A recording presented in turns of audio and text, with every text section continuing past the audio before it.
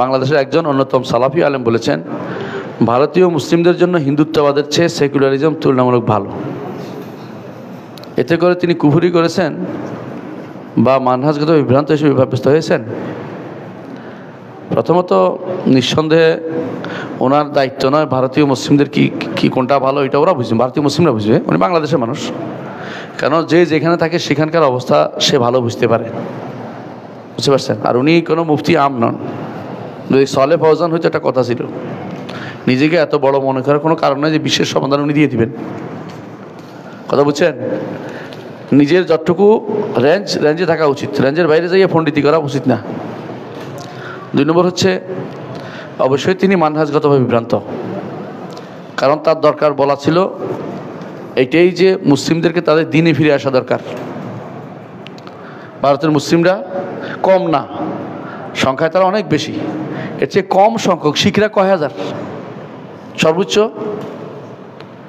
1 কোটি হইল ধরলাম। ভারতের মুসলমান কয় কোটি আছে? 35 কোটি, 30 কোটি। 35 কোটি মুসলিম, একবার সেকুলার একবার বেকুলার। হ্যাঁ, তার দরকার ছিল কি দিনের দিকে ফিরে আসা, যে প্রত্যেকের দিন মানতো, তাহলে কি হইতো? সেরা হইতো, তাদেরকে মূল্যায়ন করতো মানুষ। ওয়ালা ইয়ানসুরুল্লাহ মান ইয়ানসুরু, যারা আল্লাহকে সাহায্য করে আল্লাহ তাদের সাহায্য করে। আল্লাহকে সাহায্য মানে কি? আল্লাহ দিনকে সাহায্য করে।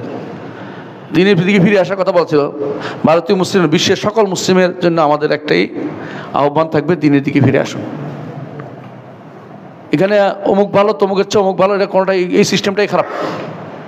এই সিস্টেমে কিছুদিন পর আপনাদের কাছে আসবে দাওয়াত, আমার এইটা দেন, আমার ওইটা দেন। কেন? আমি অমুকের চেয়ে ভালো আছি। হ্যাঁ, আমি অমুকের চেয়ে ভালো বোঝা যাবে আপনার কর্মকাণ্ডে।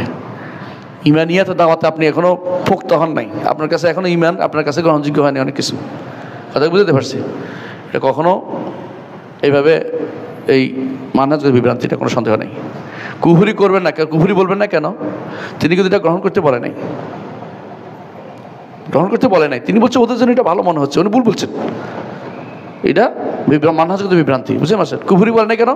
তিনি ওদের জন্য ভালো বলছে, কি জন্য? তাদের হয়তো দুনিয়ার ভালো বলছে, দিনের ভালো বললে কাফের হয়ে যাবে। আপনি বুঝাতে পারছি?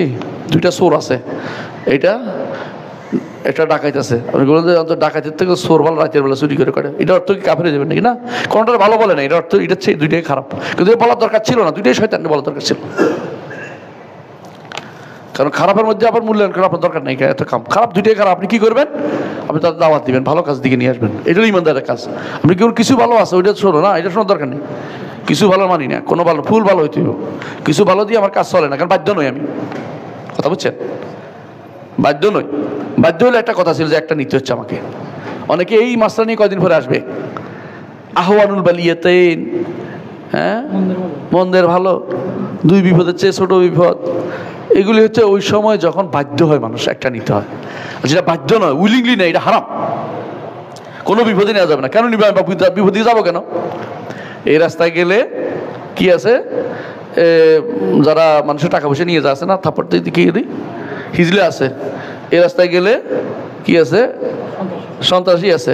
এই 2 রাস্তা যাইতে হবে কেন? আমি আরেকটা রাস্তা দিলাম। কথা বুঝেন না কথাটা?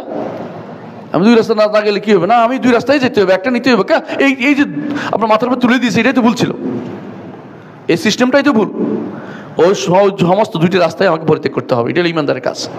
আলেমের দিন এটাই শিক্ষা দিবে। আলেম দিন ভালোর মন্দের ভালো হিসেবে এটা নয়, এটা কোনো শিক্ষা দিতে পারে না। বুঝছেন? বাধ্য হলে আলাদা কথা এটা।